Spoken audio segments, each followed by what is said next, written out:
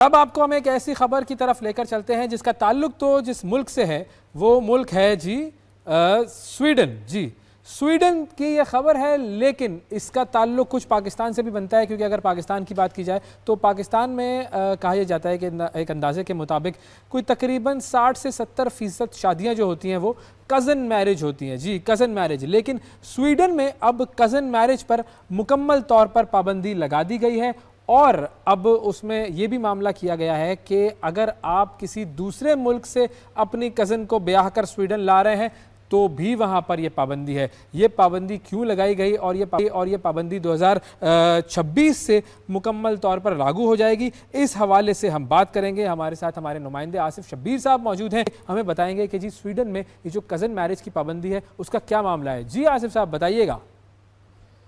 जी हाँ, पिछले दिनों में पाकिस्तान में पार्लियामेंट और जुडिशरी के इख्तियार को लेके 26वीं आईनी तरमीम पास हुई। उन्हीं दिनों में स्वीडन में भी एक कानून पास हुआ जो कि पाकिस्तान की उस तरमीम से कानून से यकसर मुख्तलिफ है, जहाँ से ये भी अंदाज़ा लगाना आसान है कि डेवलपिंग और डेवलप्ड जो स्टेट्स होती हैं उनका माइंड सेट क्या होता है। जी हाँ, कानून क्या पास हुआ है? कानून ये पास हुआ कि 2026 के बाद स्वीडन में कज़न मैरिजेस को बैन कर दिया गया है। जी हाँ, ये एक ख़बर हमारे सामने आई है कि स्वीडन के अंदर अब जो कज़न मैरिजेस हैं 2026 के बाद वो मुमकिन नहीं हो पाएंगी।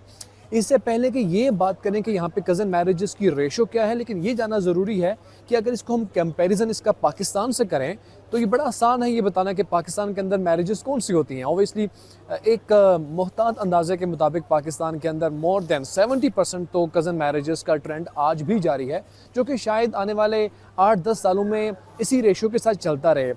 नीचे आएगा नहीं आएगा इसके ऊपर मैं तो कोई बात अभी फ़िलहाल नहीं कर सकता। तो वक्त बताएगा। बैक टू स्वीडन, जहाँ पे इस कानून को पास किया गया कि कज़न मैरिजेस जो है वो जब 2026 के बाद अब नहीं हो पाएंगी।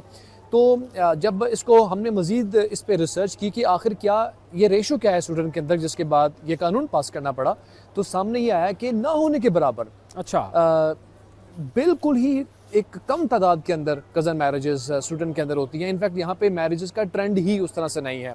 यहाँ पे बॉयफ्रेंड गर्लफ्रेंड का जो कल्चर है पूरे स्कैंडिनेविया के अंदर या फिर यूरोप के अंदर, लेकिन हम स्पेसिफिकली स्वीडन की बात करें तो यहाँ पे जो मैरिजेस 100-150 के आसपास जब रजिस्टर्ड हुई कि कज़न मैरिजेस हुई हैं तो उन्होंने उसको बैन करने के वजह से कानून पास कर दिया कि 2026 के बाद कज़न मैरिजेस नहीं हो पाएंगी। अब सवाल बनता है कि क्यों नहीं हो पाएंगी, इसके पीछे वो मकसद या वो रीज़न क्या है? तो रीज़न सामने ये आई कि कज़न मैरिजेस जो है वो पेरेंट्स की या फैमिली मेम्बर्स की अपने बच्चों के ऊपर अपनी मर्ज़ी थोपने के मुतरादिफ है। ये इनको फ्रीडम नहीं है अपने डिसीजंस लेने के हवाले से, इसलिए हम कज़न मैरिजेस को बैन करते हैं कि बच्चे अपने जो पेरेंट्स हैं या घर के बड़े हैं उनके ऊपर बिल्कुल भी जो है वो डिपेंडेंट ना हो जाए कि शादी उन्होंने ही करनी है, वो कहाँ पे करें, जो है वो ज़हनी आमांगी हो या ना हो।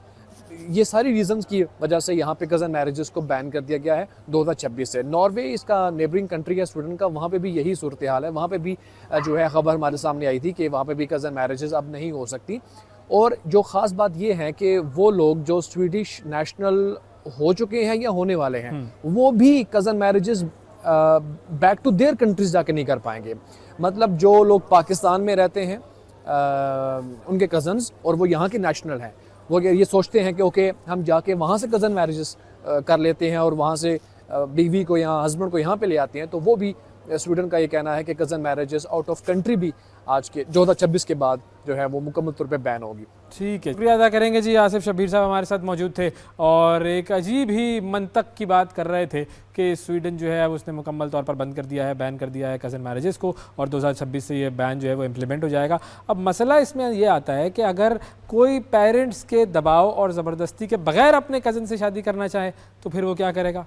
खैर, ये तो स्वीडन वाले जाने और उनका काम जाने और उनकी मैरिजेस जाने।